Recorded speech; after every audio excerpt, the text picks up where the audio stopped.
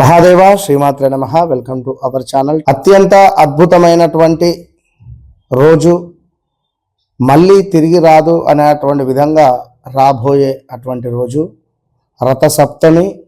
ఇది ఆదివారం రావడము అసలు మన అదృష్టంగా భావించుకోవాలి.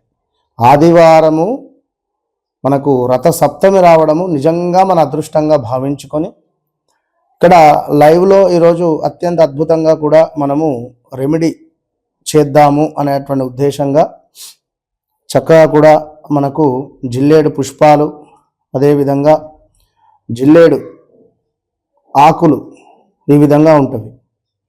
ఈ యొక్క జిల్లేడు ఆకులు ఏవైతే ఉన్నాయో, సో ఈ రోజు నాడు మరి 25వ తారీఖు రోజు రథసప్తమి రావడము, ఈ యొక్క జిల్లేడు పుష్పాలు, ఈ యొక్క జిల్లేడు ఆకులతో మరి మనము ఏ విధమైనటువంటి రెమెడీ చేయడం ద్వారా ఆర్థిక పరమైనటువంటి ఇబ్బందుల నుండి, అదేవిధంగా గవర్నమెంట్ జాబ్ రావడం కావచ్చును, భార్యాభర్తలలో అన్యోన్యత లోపించడం కానీ, విపరీతమైనటువంటి గొడవలు జరుగుతున్నాయి అని అనుకున్నా కూడా, అదేవిధంగా కోర్టు సమస్యలు ఉన్నాయి అని అనుకున్నా, ఇమ్యూనిటీ పవర్ తక్కువ ఉంది అని అనుకున్నా, ఆరోగ్య సమస్యలు ఉన్నాయి అని అనుకున్నా, మనకు సూర్య అరిష్టేతు సంప్రాప్తే సూర్య పూజాంచ కారయేత్ సూర్య ధ్యానం ప్రవక్ష్యామి ఆత్మపీడోపశాంతయేత్ అని చెప్పడం జరుగుతున్నది. అంటే పితృదేవతలకు సంబంధించినటువంటి అనుగ్రహము కూడా మనము ఈరోజు పొందవచ్చు.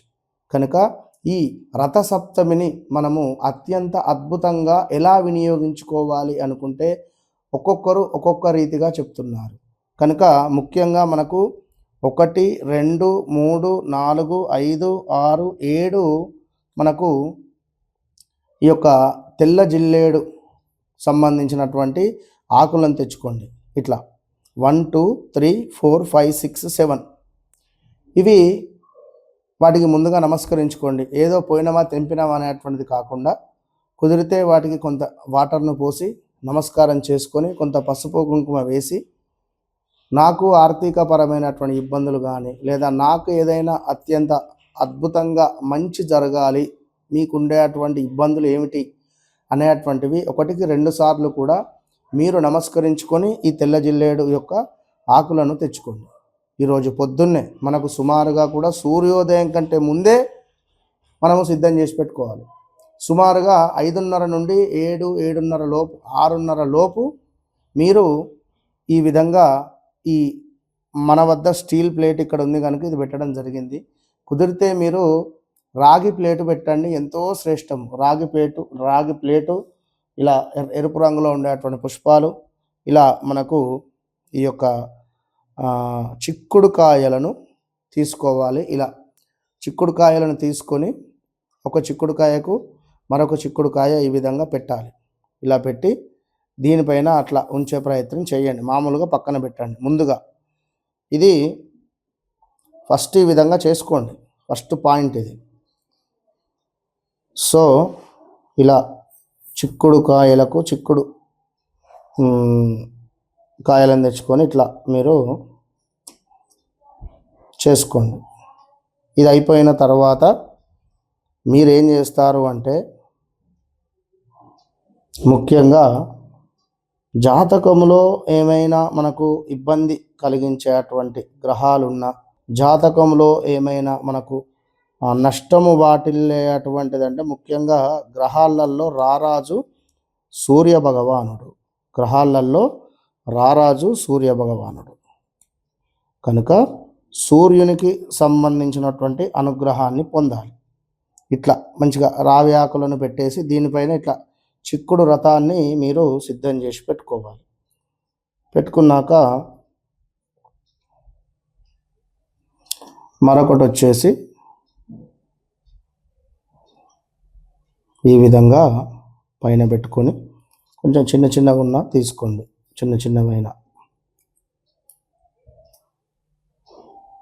ఇదంతా కూడా ఉదయాతు పూర్వము 7 గంటల లోపు చేసుకోవాలి ఖచ్చితంగా కూడా. ఈ విధంగా మనకు ఇట్లా 3 పైకి రావాలి, కింద మొత్తము 4, మొత్తం 7 చిక్కుడు గింజలను తీసుకొని దీని చుట్టూ కూడా ఇట్లా పుష్పాలను పెట్టండి.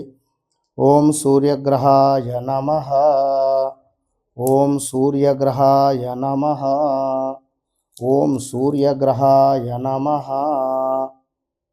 ఓం సూర్యగ్రహాయ నమః అని చక్కగా సూర్యునికి సంబంధించినటువంటి ఆదిత్య హృదయం కానీ లేదా సూర్య అష్టోత్తరాలు కానీ ఎవరైతే చేస్తారో ఈరోజు నాడు విశేషంగా కూడా ఫలితం ఉంటుంది. చక్కగా ఒక నైవేద్యం సమర్పించండి. ఇక్కడ ధూపము దీపము నైవేద్యాలు, అదేవిధంగా ఇక్కడ మనకు ఈ యొక్క జిల్లేడు పుష్పాలను కూడా సమర్పించుకోవాలి.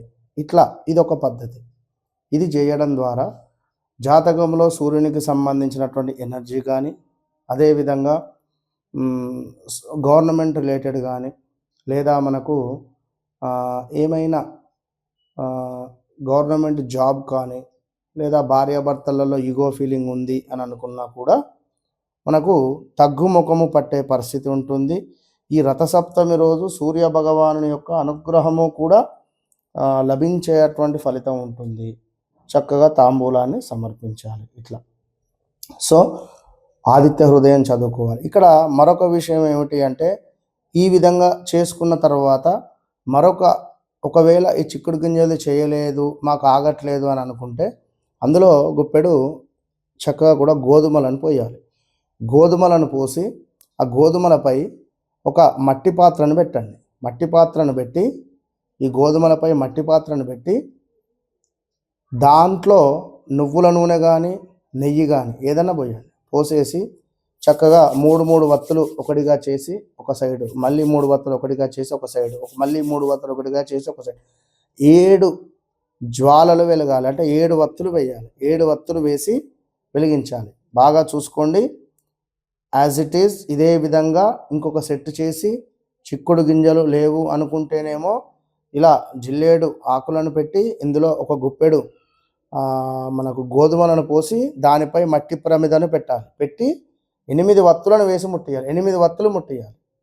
సో ఇట్లా ముట్టించి సూర్యునికి సంబంధించి తూర్పు ముఖంగా కూర్చొని ఆచమనం చేసి చక్కగా కూడా తప్పకుండా ఓం నమ శివాయ అనే మంత్రాన్ని ముందుగా చదువుకున్న తర్వాత మీరు ఆదిత్య హృదయం చదవండి. విశేషంగా అత్యంత అద్భుతంగా కూడా మీకు సూర్యుని యొక్క అనుగ్రహం లభిస్తుంది. All the best.